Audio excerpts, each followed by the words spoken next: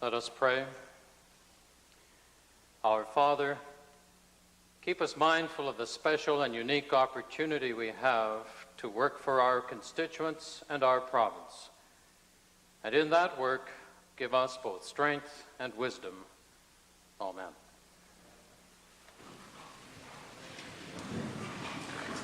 Good job today when you called.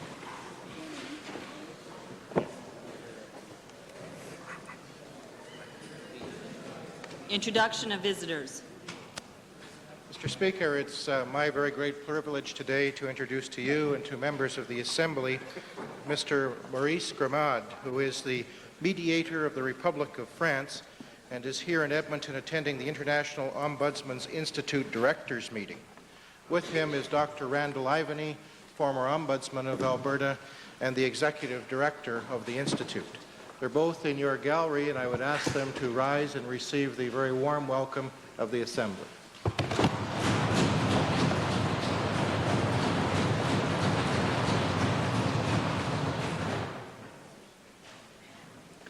Presenting petitions.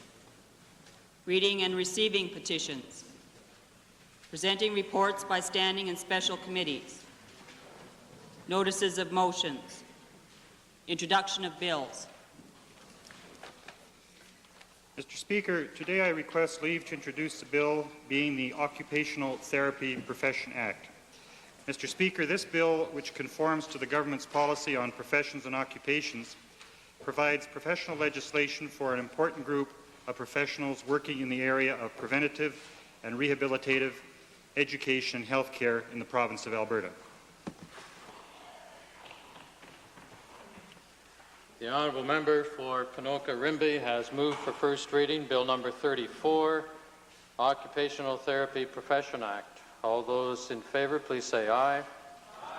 Opposed, please say no. Carried. Bill 34, being Occupational Therapy Profession Act, introduced by Honourable Member Mr. Johnson, is now read a first time. Mr. Speaker, I move that Bill 34 be placed on the order paper under government bills and orders. Having heard the motion by the Government House Leader, those in favour, please say aye. Aye. Opposed, please say no. Motion carries. Tabling returns and reports. Mr. Speaker, it's my pleasure to table today the annual report of the Surface Reclamation Fund for the fiscal year to March 31, 1986, which shows a deposit reserve of $53.6 million, and the Reclamation Research Annual Report for 1985, which identifies reclamation research projects funded by the Alberta Heritage Saving Trust Fund. Minister of Tourism. Mr. Speaker, I wish to file the Community Tourism Action Plan Manual with the Assembly. All members received copies of the manual on April 15th, the date the manual was released to the public, and all municipalities have also received a copy. Hear, hear. Member for Edmonton Glengarry. Thank you. I'm pleased to file with the Assembly for the information of all members the document I quoted from yesterday in question period, that being a transcript of a speech given by the Minister of the Environment on March 16th.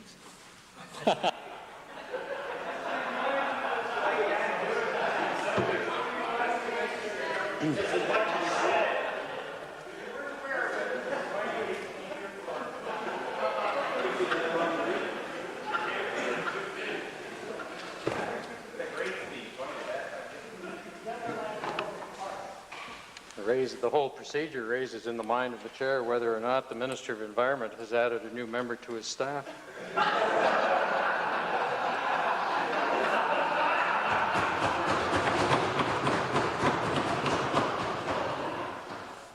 It's my pleasure to table the 20th annual report of the Office of the Ombudsman of the Province of Alberta. Introduction of special guests. Member for Highwood. Mr. Speaker, my constant bragging in this Assembly of the beauties of the Highwood constituency can now be substantiated by 80 energetic students from the Senator Riley High School, Junior High School in High River, and the Cayley Junior High School in Cayley.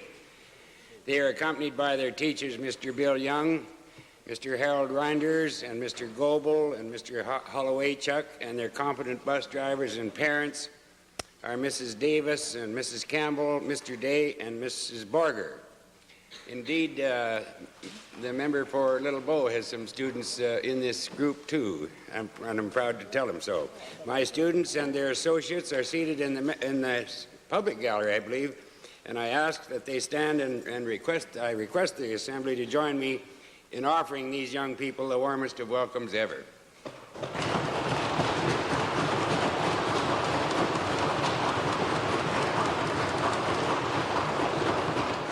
Member for Little Bow. Mr. Speaker, I would like to, just for the record, identify two of those people that have been noted by the honourable member, Andrea Wojcik and her mother, Mrs. Wojcik, and I'd like them to stand and get a special recognition as well.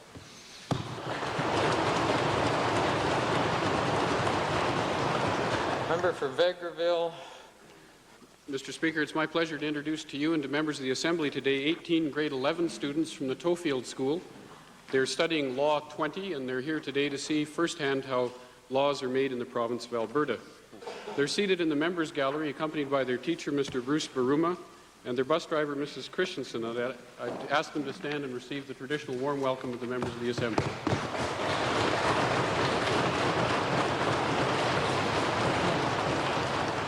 St. Albert, followed by Ponoka Rimby, followed by Westlock Sturgeon. Thank you, Mr. Speaker. Just to show that St. Albert, that beautiful community, is not left out, it gives me a great deal of pleasure today to introduce to you and through you two members of the Assembly, two of my constituents from St. Albert. They are seated in the public galleries, and they are Mrs. Susan Gunn and Mrs. Terry McKay, and I would ask that they rise and receive the traditional warm welcome of the Assembly.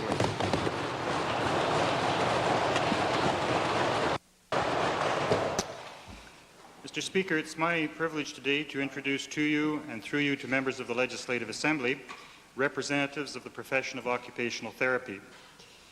They are Rita Den Otter, President of the Alberta Association of Occupational Therapists, Dr. Helen Madill, President of the Canadian Association of Occupational Therapists, Sharon Britnell, Chairman of the Department of Occupational Therapy at the University of Alberta, and officers and members of the Board of Directors of the Association, Vicki Worth, Susan Ilmeyer, Marita Derby, Nancy DeCock, Betty Lou Smathers, Jerry Watson, Holly Wong Ma, Deanna Winter, and Allison McKinnon.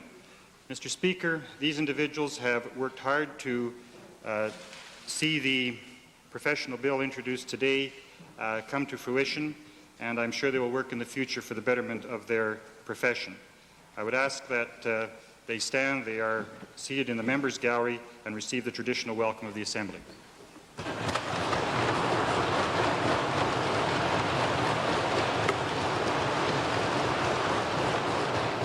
Westlock Sturgeon. Mr. Speaker, it's my pleasure to introduce today to you and through you to the members of the Chamber 26 students from the grade 6 class in Legal School in my constituency of Westlock Sturgeon. They're accompanied by their teacher, Mr. Jean Krupa, and 7 parents, Mrs. Kagi, Mrs. Wenda None, Mrs. Bonnie Moran, Mrs. Carmen Moran, Georgette Lenu, Donna Lassard, Fote Jezeric. If they would rise now and receive the welcome of the legislature, I'm sure it would be.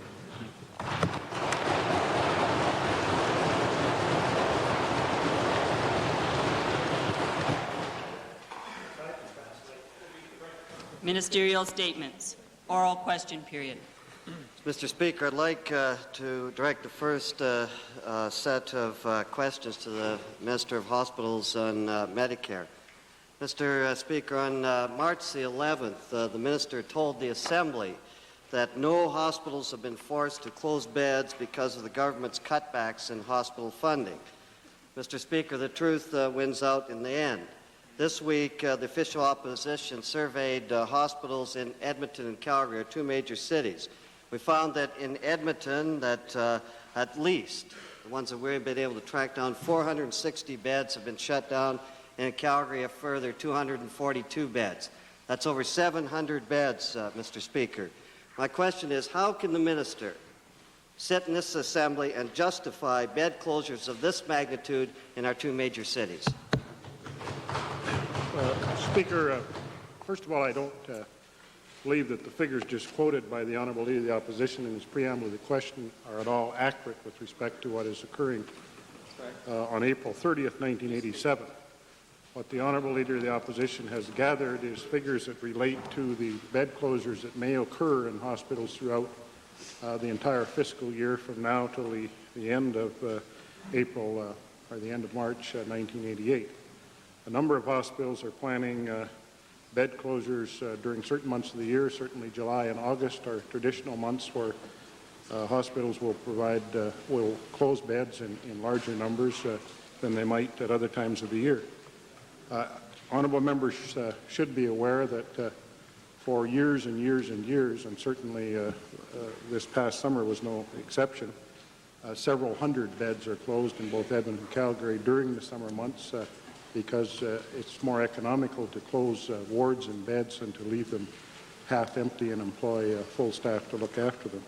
So that's what's occurring right now. Hospitals are looking at their operations and seeing if there's some way that they can garner some savings and costs by closing beds during certain months of the year. In addition to that, some hospitals, Mr. Speaker, are closing some of their beds for the full year and trying to consolidate their operations into a smaller number of patient beds. In most of those cases, Mr. Speaker, the hospitals are conducting their affairs such that there is better utilization of the remaining beds. As I said in this assembly not long ago, many of the hospitals that used to run at full speed for 5 days a week are now running at full speed for 7 days a week and 24 hours a day. The bottom line is that we believe that most hospitals can meet the budgetary target of operating with 97% of last year's funds and do that in a way that doesn't affect in an abnormal way patient care. And I'm confident the administrators, the doctors, and the nurses of this province can meet that target. Well, supplementary question. I might point out to this minister, if he knows what's going on, the vast majority of those beds are already closed. And my question is to the minister.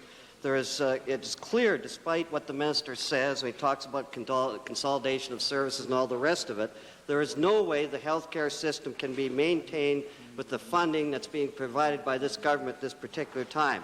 And I want to ask the minister this question. Will the minister finally confirm that this minister must finally accept responsibility for these bed closures rather than blaming it on the hospital boards? Mr. Speaker, again, the Honourable Leader of the Opposition has little knowledge of what's actually occurring. The funds provided for the hospital system in this province on a per capita basis still exceed any province in Canada. The number of hospital beds, even with the closures which may take place over the course of this summer, the number of hospital beds, active treatment beds in this province as compared to any other province in Canada are still greater. There is no question, Mr. Speaker, that the medical dollars provided for hospital operations by this government are adequate to meet the needs of Alberta citizens. The challenge, which is being accepted by the medical community throughout Alberta, is to try to meet the needs of our citizens in the system with fewer dollars than they did in 1986. They are meeting that challenge, and they are, in my view, Mr. Speaker, doing it exceptionally well. Now, at no time did I suggest that there would not be any bed closures. What I said was that this government was not forcing hospitals to necessarily close beds. The honourable members ought to be aware there are 127 active treatment hospitals in this province. And if the Leader of the Opposition had done his proper survey, he would have found that the vast majority of them have not closed any beds. And they've been able to reach the budgetary target that's been laid down for them in terms of this year's operating cost without closing beds. And I'm pleased that they've been able to do that. As usual, the minister is trying to evade the issues. I was talking about the major cities, Calgary and Edmonton. I know that you build a lot of hospitals where they have 15% vacancy rate in the rest of the province. That's not the question. But I'm asking this minister, is this minister saying in the two major cities that there's absolutely no problems in the hospitals now, that everybody's getting the elective surgery and all the other needs that are being served in this city right now, that there are no problems with these bed closures? Is this what this minister is trying to tell us? Yeah. Well, it's interesting, Mr. Speaker, the Honourable Leader of the Opposition, each time he gets up, concedes that his last preamble wasn't quite accurate. There was a little something wrong. I wonder if he will concede that. It's also interesting to note that the Honourable Leader is still expounding the NDP, the Liberal philosophy that rural hospitals ought to be closed. That isn't our philosophy. They are operating at a lower cost per patient day than any other hospitals in this province, providing a very valuable service. Mr. Speaker, I just conclude by saying if the Honourable Leader wants to close rural hospitals, let him give us a list of which ones. Well,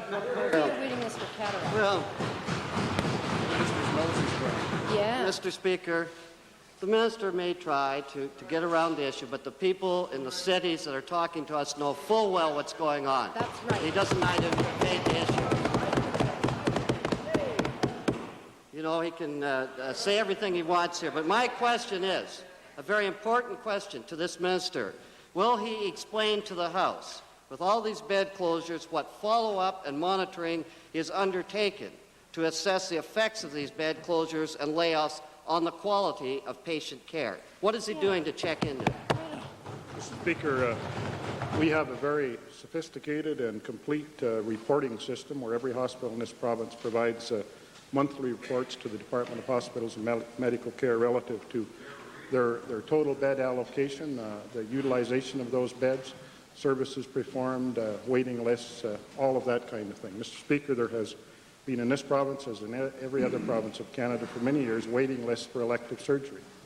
That isn't going to change. It hasn't changed because of our budgetary decisions of this year. But people who are requiring surgery and other forms of medical attention on an urgent basis, from all the reports that I've been receiving, are still getting that attention and getting it quite adequately, both in Edmonton and Calgary and throughout the rest of the province. Little Bow. Supplementary question to the minister. Could the minister indicate the rationalization at this point in time where we have hospital beds closing, we have more beds per capita in Alberta than in any other province of Canada, and at the same time we're proceeding with the building and supplying of new hospitals and new beds or new facilities? Could the minister rationalize that approach at this point in time? Well, Mr. Speaker, in terms of actual additional beds, the two major areas in which new beds were being built, new active treatment beds, were in Edmonton and Calgary at the Millwoods General Hospital and the Peter Lougheed Hospital, both 500-bed hospitals. And the decision to build those hospitals was made in different economic circumstances and when our population growth expectations were much greater than they are today. But we've been able to resolve the matter of additional beds in both of those cases in an extremely good way with the full cooperation of the communities involved and those hospital boards. For example, with regard to the Edmonton General, members will know that we announced a few weeks ago that when the Millwoods Hospital opens in April of 1988, that the Edmonton General Hospital will be converted almost entirely to extended care beds, auxiliary beds. In fact, there will be 288 auxiliary beds plus some 60 psychogeriatric beds. That will result in a position where some 300 people who now occupy active treatment beds in Edmonton who've been assessed for auxiliary care will be able to move into those auxiliary beds, thus freeing up more active beds. The end result of all that is fewer active treatment beds in Edmonton than we presently have.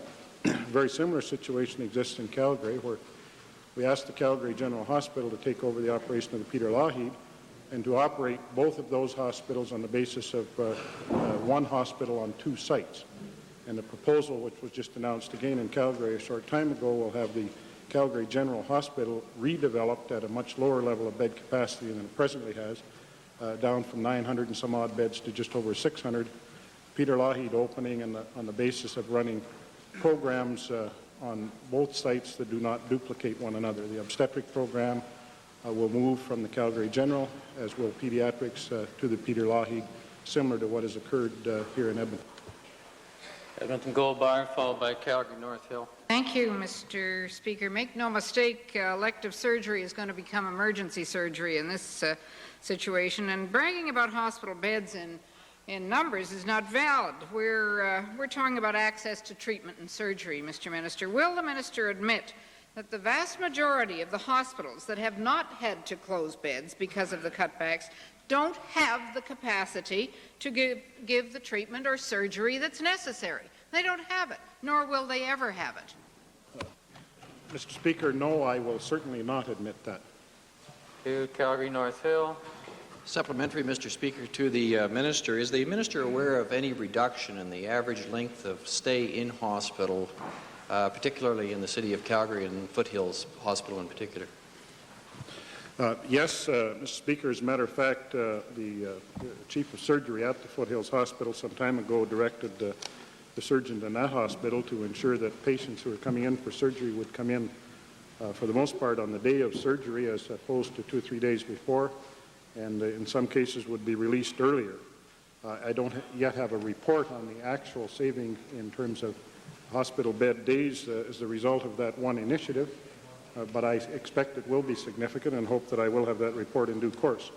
If every hospital in Alberta attempted to utilize their beds in a better way by making moves such as that, it's almost certain that it would alleviate many of the situations now exist where people are on waiting lists. So it's that kind of initiative that has been developed, certainly at the Foothills Hospital, that will lead us, I think, I'm certain, into a situation where the actual medical care for individual people, even though we've had a 3% cut in budget, will be maintained throughout the year. Second main question, Leader of the Opposition. Yes, Mr. Speaker, I'd like to direct this question to the Minister of Energy. Mr. Speaker, it seems that the Minister of Energy has finally realized that Alberta jobs and Alberta interests are at stake in the sale of Dome Petroleum to Amico Corporation of Chicago. Yesterday, the minister finally arrived at the view. It took a little while, but he arrived at the view that Alberta's interests should be protected. My question to the minister, does the minister fail to appreciate that he may have compromised Alberta's interests by spending the first week chanting the Tory federal line that big business should do whatever it wants and the more foreign owned, the better? No, Mr. Speaker. Thank you, Mr. Speaker. Well, he's probably the only person in Alberta then that hasn't come to that realization. But now that the minister is aware that there may be some problems, my question to the minister, will the minister advise then what recommendations he has made to the federal Tories regarding conditions the Alberta government wishes to place on the sale? None, Mr. Speaker. Supplementary question. Is the minister saying then, standing up saying that he doesn't really care, that they can do whatever they want, and he's not going to say anything to protect Alberta's interests? Is that what he's telling this Assembly? That's not what I'm telling the Assembly, Mr. Speaker. Well, Mr. Speaker, this is rather an interesting reaction from a Minister of Energy in this province about one of the most major sales in Canadian history. $5 billion. My question to the minister is simply this. Has he made any representation at all to the federal government about this sale of Dome to Amico? Any representation at all? Well, Mr. Speaker, the Honourable Leader of the Opposition is asking a question this time that he asked in the second supplementary. I would say, Mr. Speaker, that as far as the sale of Dome is concerned to Amico, we are very happy to see that there is a company out there that would want to buy Dome, and also interested that there's more than one, that there are two. And then, of course, the NDP would like to have Petro-Canada as well buy. That's four, okay. Well, they're adding up all the time, Mr. Speaker. But certainly, as a government of Alberta, we would be very happy to see the sale of Dome occur as quickly as possible. We know that Amico has or are going to put conditions to Investment Canada, which I hope that Investment Canada will consider carefully, and that with respect to investment in into exploration and development. It's important that any company that's going to invest in this country have a commitment to exploration and development. I have seen the conditions that that Amoco is prepared to put forth, and they look satisfactory to me. Main question, Westlock Sturgeon. Oh, this is a supplementary question, Westlock Sturgeon. Supplementary, Mr. Speaker, to the Minister of Energy that I don't know why he didn't just continue to sit down, but Mr. Speaker, to the Minister of Energy, now that he's starting to listen to the opposition and come up with the same ideas 5 days or a week later about asking FERA to take a look at the investment, could he also tell me what stage this other bit of advice is that we have offered him, and that he asked the government to suspend the sale of Dome for 30 days in order that groups of Canadian capital could purchase the company and thereby guarantee more jobs because it wouldn't be folded into another multinational? Well, Mr. Speaker, the honourable member thought so much of the original body, FERA, that he's forgotten has been dissolved and is now Investment Canada, and where we are glad to see that there's foreign investment interested in coming into this country as opposed to the discouragement of it previously. Mr. Speaker, in no way am I agreeing with the positions of the federal Liberal Party or the federal NDP Party with respect to their positions on the sale of Dome. The federal Liberals seem to be wanting to throw as many roadblocks into the process as possible over the name of Canadianization, which they hope will garner them votes in some parts of the country, to the discouragement of activity and development in this province. We want to see that entity sold. It is not appropriate to investment in this province under the current circumstances, and we want to see that sold as quickly as possible. Member for Red Deer North. Thank you, Mr. Speaker. Supplementary to the Minister. Will the Minister be able to evaluate the impact of the sale of Dome on the smaller Alberta-based companies, regardless of who buys Dome, either U.S. or Canadian, in light of the fact that when a sale goes through, the banks are likely to be able to collect on their debts, but the Alberta-based companies, being smaller and unsecured, will be left holding the bag, as it were. Will the Minister be able to evaluate the impact of that?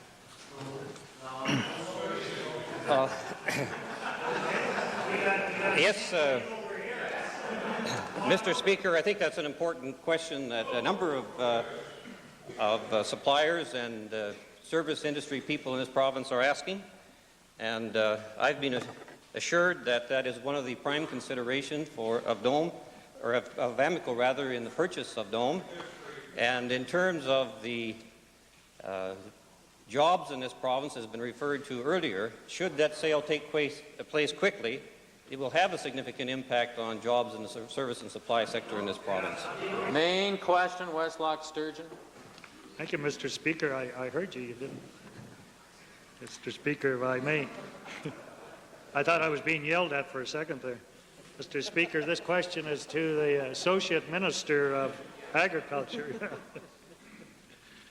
Mr. Speaker, the Associate Minister of Agriculture recently released copies of a review of the crop insurance system in Alberta. While many of the recommendations, Mr. Speaker, included in the report would benefit farmers, it still likely take months and years before we can expect to see any substantial changes in the system with the recent announcements, particularly by the federal government, of cuts in grain prices. And the end of the moratorium on farm foreclosures is imperative, Mr. Speaker, that we move as quickly as possible. When can the farmers expect to see a revenue insurance program in place, as recommended by that report, that would ensure prices of output, or at least as well as yields? Mr. Speaker, the member from Sturgeon is talking about the disastrous effects that the reduction in grain prices is going to have on our agricultural industry. And certainly governments try to be responsive to the to the problems that are out there, and that's a major problem. The task force, in its hearings throughout the province, heard from the farmers that part of the problem is not production-related, but revenue-related, and therefore the committee recommended the Prairie Grain Revenue Insurance program be established. I can only tell the member from Sturgeon that I propose to put that concept forward to the caucus and to Cabinet and hope for their support. Mr. Speaker, I welcome the idea that it's revenue associated. Maybe we'll work to something like negative income tax yet. But possibly, Mr. Speaker, in view of the recent drop in grain prices, I wonder if the minister wonders, or whether the minister feels there may be a widespread abuse of crop insurance systems where the farmers could collect more by leaving the crops in the field than trying to harvest them. Mr. Speaker, in answer to the first part of the member's question, I tend to think that farmers are honest and that they will try to harvest their crops where possible and will not try to abuse the insurance program. However, if the member's next question is probably why did we reduce the coverage for the crop insurance for 1987, the answer to that question is to keep it in a relationship to the actual price of the grain in Canada. Mr. Speaker. Yes, Mr. Speaker, a further supplemental. What can the minister tell the House what she intends doing to encourage the 50% of farmers, Alberta farmers, that did not belong to crop insurance last year to join the scheme this year? Mr. Speaker, the percentage of farmers participating in the crop insurance program is, in relationship to those growing grain, is certainly higher than 50%. The farmers who depend on grain and make their major living from the production of grain, for the most part, participate in the crop insurance program. I would encourage all farmers to participate in the safety net programs that we've been talking about and that we're trying to establish, such as the crop insurance program and the red meat stabilization program. Mr. Speaker, some forms of concrete encouragement would certainly be appreciated by the farmers, like lowering fees or the government putting a little bit more in than they have been. Could, Mr. Speaker, could the minister tell the House whether she intends to increase farmers' premiums for the high-risk subsidy, as was recommended in the report?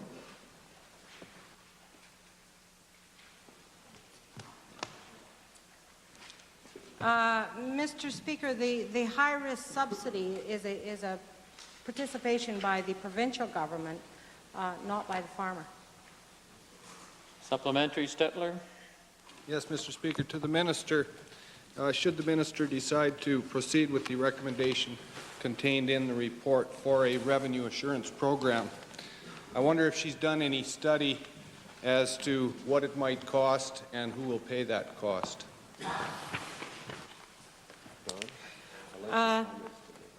Mr. Speaker, the recommendation of the committee was that the crop insurance program be a tripartite program whereby the provincial government, the federal government, and the farmers would participate on an equal basis.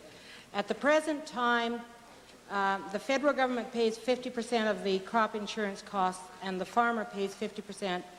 The province of Alberta pays all administration and other costs. The recommendation of a third, and a third was on the premise that there be improved coverage for the agricultural sector if the provincial government participated. I might add, Mr. Speaker, that When we're talking about the Prairie Grain Revenue Insurance, governments generally and the business sector, in this case agriculture, generally respond to problems. And it's apparent that there's a problem in the revenue side of the grain industry, so I would expect that all governments and farmers and farm organizations will take a very close look at the Prairie Grain Revenue Insurance recommendation. Thank Vegreville. Thank you, Mr. Speaker. To the Associate Minister of Agriculture, in terms of the pressure farmers feel to put crops in on marginal land that's subject to erosion in an effort to beef up their incomes through the crop insurance program, has the minister considered any sort of a set-aside program that would help farmers with the costs involved in putting some of this marginal land back into grass?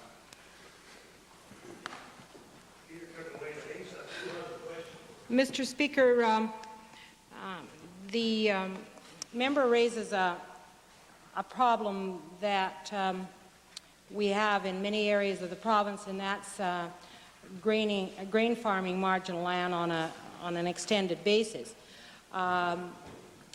The cost of putting the marginal land back into hay is over and above the cost of normal farming operations, would only be the cost of grass seed, which I understand is up substantially this year. But in direct answer to your question, no, but I certainly would encourage farmers to put their land back into forage if that would in the long term be beneficial to both the farmer and to the farmland. Member for Little Bow, followed by the member for Drumheller. Mr. Speaker, my question is to the Minister of Transportation. The Minister has been quoted to say that Alberta is not getting enough federal monies in terms of highway budgets. Could the Minister indicate how much we're getting and how much more we should expect in Alberta to expend on our highway system? Well, Mr. Speaker, in response to the question, it stemmed from a discussion at the RTAC conference, that's the Roads and Transportation Association of Canada, and at a previous meeting that was held with the Ministers of Transportation across Canada. Presently, in answer to the amount how much, presently the monies provided to all 4 provinces in Western Canada, Manitoba, Saskatchewan, Alberta and British Columbia, there is a $50 million allotment coming from the federal government directed specifically to the Yellowhead Highway. That breaks out into 10 for Manitoba, 11 for Saskatchewan, 11 for Alberta, and 18 for British Columbia. And of course, that's over 3 years as well, Mr. Speaker. The allotment for the coming year is $5 million for Alberta, with another $5 million slated for next year and $1 million for the year after. One of the concerns we've had is that there has not been any significant amount of federal funds coming into the provinces for federal highways, in essence Trans-Canada highways. And one of the things that did occur in recent months was the recognition by the federal government of the Yellowhead as the second or the northern Trans-Canada, and thus, of course, the provision of some funds for that. The only other expenditure of federal funds on roads within Alberta occurs in the national park system. But we have on the agenda for discussion a possible national highway policy which would relate to Trans-Canada routes and the likes of that. And we don't want, I think it's very clear, Mr. Speaker, we don't want any inference that we would like monies coming that may well have to go to the Maritimes or to Newfoundland for roads. We recognize that they need that as well, but we would like our share of funds that would be available. Mr. Speaker, supplementary question to the Minister. Could the Minister indicate, and the government's been in power some 15 years plus, why we haven't been getting our share up to this point in time? Is that the fault of the provincial government or the fault of the federal government or a fault of lack of representation by our former Premier on this matter? Well, certainly have That, believe it or not, is at the heart of part of it. every once in a while that mouth gets going before the brain clicks in.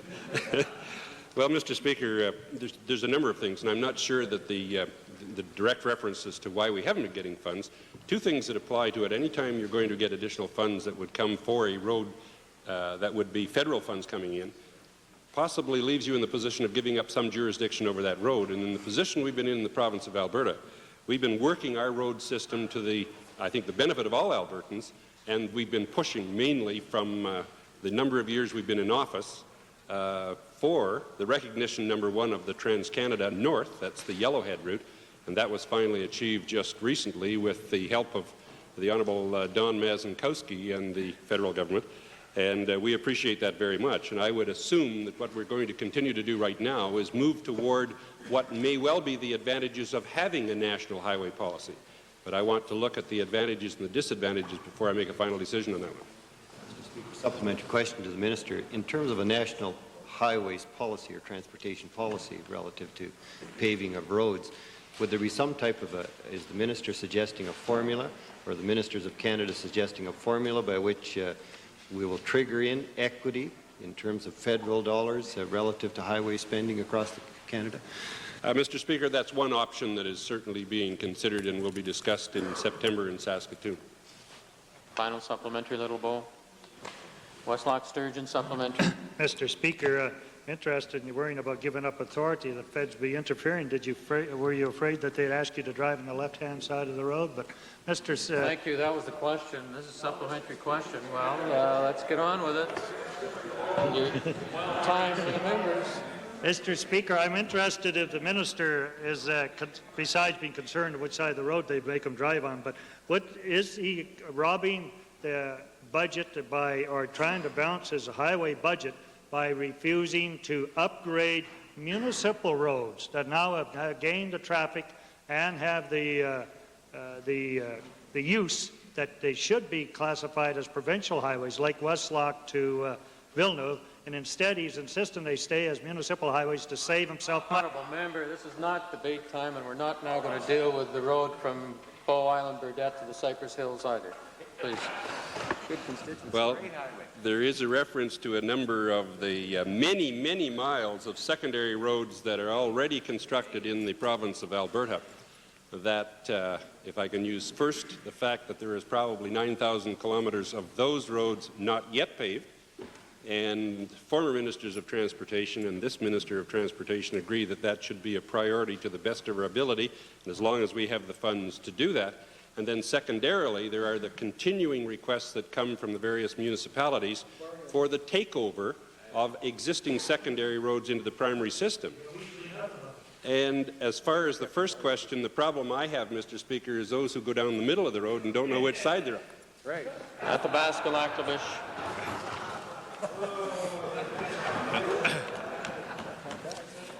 To the minister, in view of the fact that out of the $300 million federal funding for highway construction, and $250 million are being given to other provinces outside of the western provinces, will the minister promise that that he will be much more aggressive with the federal government in terms of getting more of that funding over to Alberta, so we can get the thousands of people across Alberta back to work, building our roads across Alberta? Well, Mr. Speaker, with the best highway system in North America in the province of Alberta, I'm not sure that we're behind anyone. No, I said North America.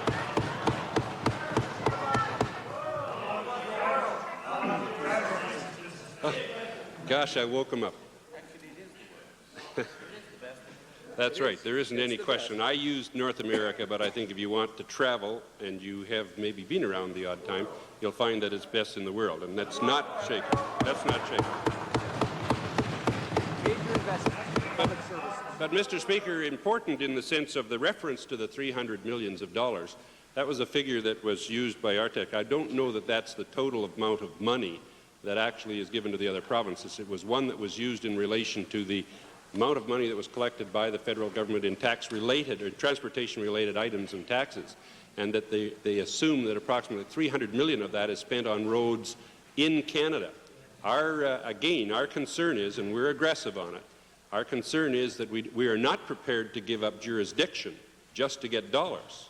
We're not prepared to give up jurisdiction just to get dollars in the interest of what we're doing. And I might say that there are other dollars that have been expended in the province of Alberta, in the national park system, with some pressure from us and our federal MPs. We will not cross our... Member for Drumheller, followed by the member for Edmonton Centre. If there's time. Mr. Speaker, my questions are for the Honourable the Minister of Agriculture, and they relate to Statistics Canada information regarding farm units. And I wonder if the Minister could enlighten the Assembly as to these numbers and how Alberta fared compared to other provinces.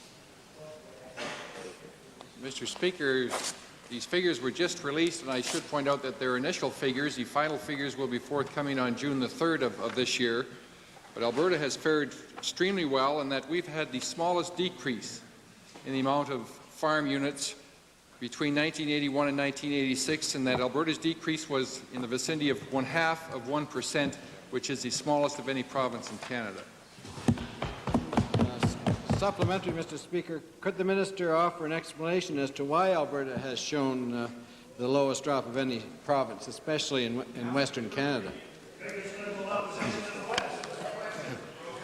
Mr. Speaker, maybe I can point out, and I don't want to in any way leave individuals with the impression that we are not having difficulties within the agricultural sector, because we are, but it's interesting when one examines the figures, Mr. Speaker, our decrease was 0.5%, whereby in Manitoba they were 7.2% decrease.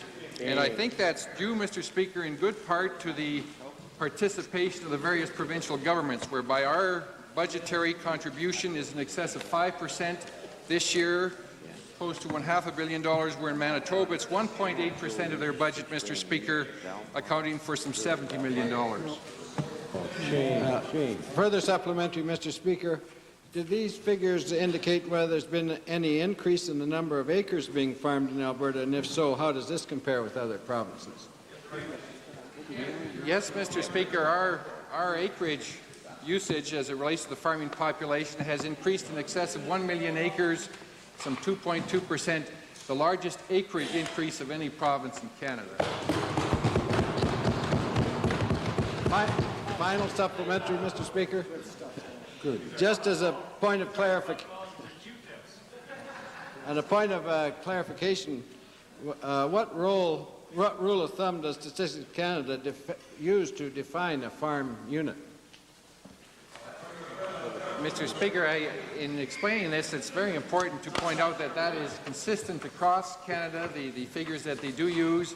I'm of the opinion that their figures should be somewhat higher, but there is a consistency across Canada that they do use, and I'm more than happy to share that information in a detailed way with the honourable member in the event that he wishes it.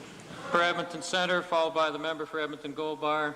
Supplementary, Calgary Buffalo. Yes, I have a supplementary for the Tory chap from Sherwood Park.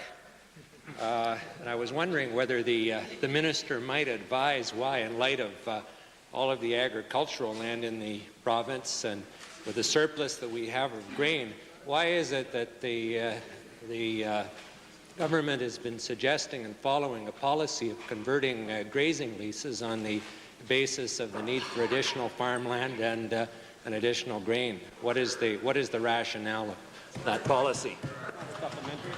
Mr. Speaker, let me at the outset indicate too, and I recognize why the honourable member calls me the Tory chap from Sherwood Park, my regret to him that I couldn't quite grasp his constituency as quickly as I should have the other day when we were participating in question period. But as he is aware, this is a policy that is developed between our entire caucus. We wish to make sure that those individuals that are participating in a grazing lease have first call on that land in the event that it is turned over to agricultural purposes. And I'm sure my dear friend and colleague, the minister responsible directly for grazing leases, would like to supplement it. But we believe our first priority should be given to land that could be used for agricultural purposes. Yes, Mr. Speaker, I would appreciate having the opportunity to supplement. If you go back, and public hearings were held by the ECA, and we have a long report that recommended that we do exactly what we're doing, and that's before opening up new lands for agriculture, to take the lands that are there at the least cost to everyone and convert them first. And as the minister said, it was a good policy. In southern Alberta and central Alberta, there is a problem of not having enough public lands, and we recognize that. In northern Alberta, we have different problems, and I'm waiting with intent to hear my colleagues with the recommendations, and whether or not policies like that should be same in Red Deer as they are in Grand Prairie. Member for Edmonton Centre, followed by member for Edmonton Gold Bar. Thank you, Mr. Speaker.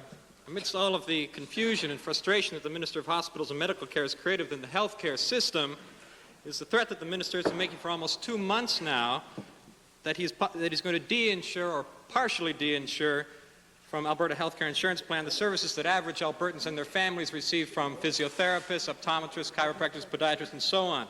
Well, the Minister now, having dragged this issue out for so long, announced in the legislature today that he has found better ways to reallocate a health care dollar and that he will hence not cut back on these proven health services.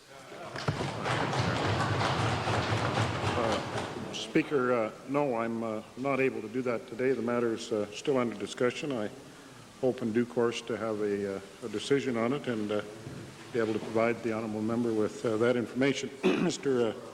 Speaker, while I'm on my feet, I received, since the opening question, the Leader of the Opposition, a copy of the New Democrats news release on hospital bed closures, and would note that the information in their own news release is substantially different than the Honourable Leader of the Opposition's preamble.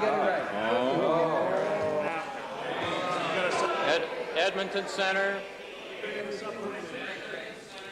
Parliamentary. Thank you, Mr. Speaker, and I am glad that weaseling is a parliamentary term for this. Perhaps now all of us could hear the supplementary. On the matter which I was asking the Minister about, does the Minister in fact think it is fair to the many Albertans who have been calling our offices who, for instance, only see a chiropractor, and yet who have had their taxes go up, their Medicare premiums going up, and are living with the threat that their chiropractic services are going to be less well funded? Mr. Speaker, the Alberta Healthcare Insurance Plan in this province covers more medical services than any other plan in Canada. I've indicated to honourable members that when we brought in the budget that the amount provided for medical services under the healthcare insurance plan is identical to that which was provided or that which is experienced in the previous fiscal year. We're looking at an escalation of utilization in the area of 7 to 9%.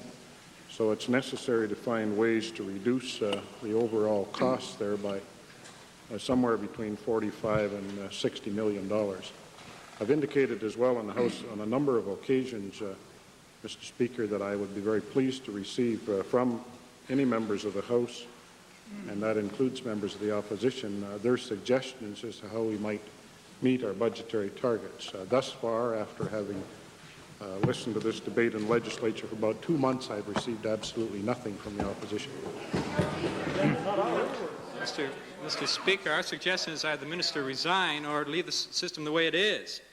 Will the Minister at least look into entering some form of arbitration, as he has with the Alberta Medical Association and the oral surgeons, with these other associations, so that the matter of any fee dispute may be settled fairly with them?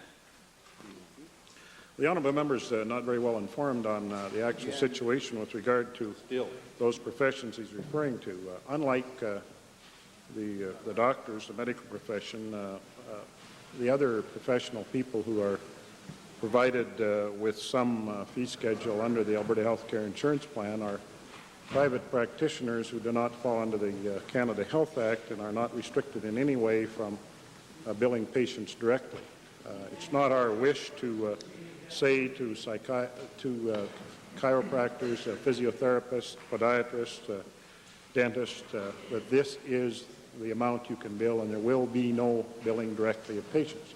Our healthcare insurance plan pays a certain amount, after which time the practitioner, if they feel their services are more valuable, might then bill the patient. And under that scenario, it could hardly be expected, Mr. Speaker, that we would enter into arbitration. To arbitrate what? Whether or not these people will continue to be private practitioners or to work for the state. I prefer that they continue in a private way. Time for question period has expired. Might we have unanimous consent to continue this line of questions? Opposed? Honourable member, final supplementary from this member. In terms of the utilization, that the Minister has spent $300,000 in brochures to try to reduce, does the minister in fact think it's fair that these other services, which in fact have had a very steady cost to the system, that it's fair that they are the ones that are going to be paying a disproportionate share of the cuts that the minister is contemplating? Well, Honourable Minister, this is the second question in this line of supplementaries that's asking for an opinion, and under 359 of O'Shane, subsection 11, asking opinions is really not a valid form of question. So, well, this is not a little argument, discussion, dialogue going on here, Honourable Member. The CARE is pointing out that two of the questions, examine the blues, are seeking opinion. Honourable Minister, respond to whatever the gem of the question was. Well, Mr. Speaker, without giving an opinion, perhaps I could just give one fact that should have been required reading for the honourable member. The increase in utilization of physiotherapy services, for example, over the last 4 years has increased to 39% a year. That's hardly stable, and I hope the honourable member would take the opportunity to review those facts. Supplementary, Westlock Sturgeon. Supplementary to the minister. I'm sure he, as I do, gets a great deal of mail on the subject, and there's a great deal of concern to many Albertans. Could he share with the Assembly whether he has a target date by which time he will have made up his mind and we will know exactly where we stand as far as the extra services are concerned? Mr. Speaker, yes, I'm hopeful that we can complete our discussions before the legislature adjourns, certainly, but that depends on how long the legislature does sit. Bearing in mind that there are a number of professional groups that I've been involved in discussing these matters with. I've been listening quite closely to the public and to my colleagues in the government caucus and to members of the opposition as well, who forwarded me their concerns with respect to the entire matter. So it is something that can't be dealt with lightly, and it does take time, and I hope to be able to complete those discussions soon, and we'll have an answer. Further supplementaries on this topic? Mr. Speaker, I would suggest if the minister wants to come back to the first set of questions, if he wants to do that, then I should have the right to come back in a supplementary question. Hear, hear. That's right. All right, well.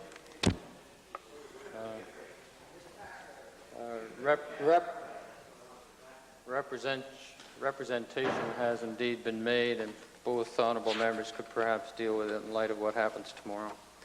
The chair at this stage would really like to make a representation on behalf of other members of the chamber that all throughout this week a number of other members have been left, well, it's baseball season, left in the on-deck circle.